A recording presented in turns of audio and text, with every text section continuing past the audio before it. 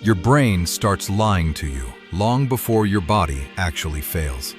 That's the most important thing you'll learn today, and it changes everything about how you think about pushing through hard things. This video is about what's actually happening inside your head the moment you want to quit. Whether that's a brutal workout, a sleepless grind, or 5.5 days of non-stop hell with no sleep and freezing cold water. There's a rule elite performers live by, and once you hear the science behind it, you'll never think about your limits the same way again. Stay until the end, because the most important part isn't what the science says, it's what the quitters said afterward. The US Navy runs one of the most brutal selection programs ever designed, and the people who drop out aren't weaker than the people who don't. SEAL candidates run roughly 200 miles over 5.5 days. They spend hours submerged in cold ocean water. They average fewer than 4 hours of sleep total, not per night, total. Nobody tells them when it ends. The quit rate sits between 75 and 80%. Most candidates drop out on day 2. There's a bell on the beach. You walk up, ring it 3 times, and it's over. Hot food and dry clothes are waiting. Hundreds of candidates every year make that walk. But here's what stops you cold. The ones who ring the bell aren't weaker than the ones who don't. When researchers compared the physical stats of SEAL candidates who made it through versus those who quit, the numbers were nearly identical at the start. Same strength, same endurance markers, same fitness scores going in. So what separates them? By day 4, something strange happens to the candidates still standing. They've been awake for over 80 hours. Their muscles are wrecked. Their feet are shredded. The cold has been relentless. By every reasonable measure, they should have nothing left. And then, somehow, something shifts. The SEAL instructors have a name for it, the second wind. It doesn't show up on day 1. It shows up on day 4, after the body has already been pushed past every limit the candidate believed existed. That timing is not a coincidence. David Goggins, former Navy SEAL, Army Ranger, Air Force TAC-P, spent years trying to understand why. He developed what he calls the 40% rule. When your mind tells you to stop, you're at roughly 40% of your actual capacity. That first quit signal isn't a warning that you're done. It's the opening of a door. Most people mistake it for a ceiling. The candidates who make it through Hell Week have learned, consciously or not, to treat that signal as information rather than instruction. Can a flash of light you never consciously see change how long you physically last? Dr. Samuele Marcora at the University of Kent wanted to understand what actually drives physical exhaustion. His team ran endurance experiments where subjects rode stationary bikes to failure. In one version, they flashed subliminal images at subjects, faces too brief to consciously register, just 16 milliseconds on screen. Some subjects saw calm, neutral faces. Others saw energetic, happy faces. Neither group knew what they'd seen. The group shown the happy faces lasted significantly longer. Same muscles, same cardiovascular fitness, same workout. Different perception of effort. That's the key word, perception. Marcora's research showed that physical exhaustion isn't primarily a signal from your muscles. It's a construction from your brain, a protective mechanism designed to get you to stop before you actually break. Your brain creates the feeling of exhaustion conservatively, very conservatively. The measurement tool researchers use is called the rate of perceived exertion, or RPE. It's the single most reliable predictor of athletic performance, and it's almost entirely mental.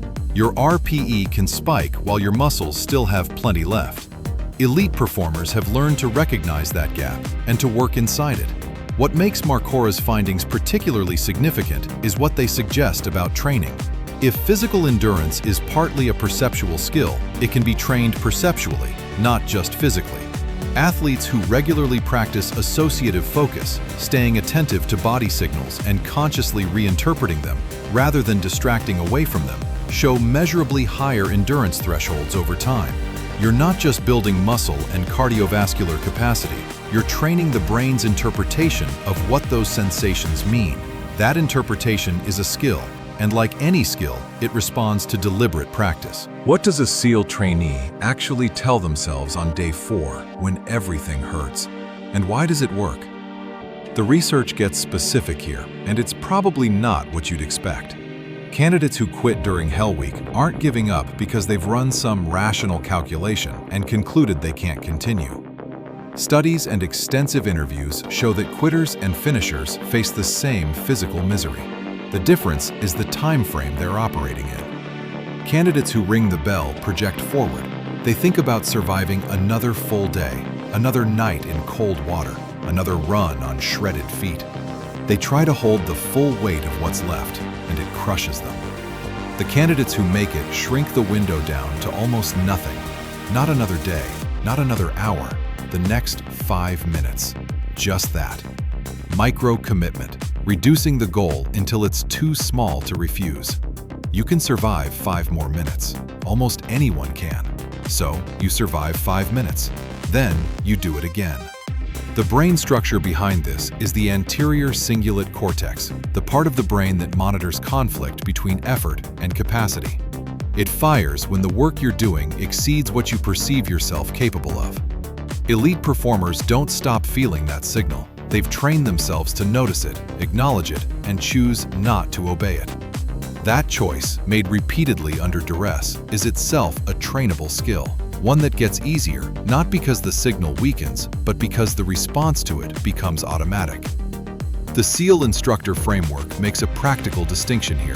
They don't tell trainees to ignore pain or push through regardless. They teach trainees to distinguish between discomfort, manageable, temporary, the body doing its job, and genuine damage signals, which are specific, localized, and different in quality. Learning that distinction is itself a trainable skill. The goal isn't to be impervious to sensation.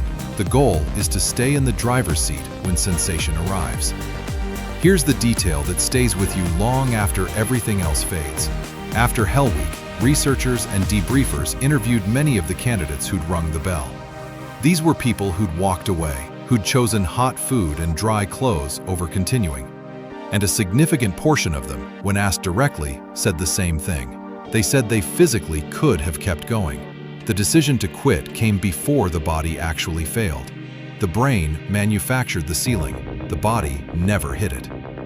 That's the 40% rule, documented in the words of people who lived it and later wished they hadn't stopped. The most dangerous moment in any hard thing isn't when your muscles give out. It's the moment your brain convinces you they already have. If this one hit you, share it with someone who's in the middle of a hard stretch right now. Someone who needs to hear that the quit signal isn't the finish line. Want to learn the science behind mental toughness? See real stories from the edge of human performance and get practical tools you can actually use? Drop a comment about which topic we should cover next.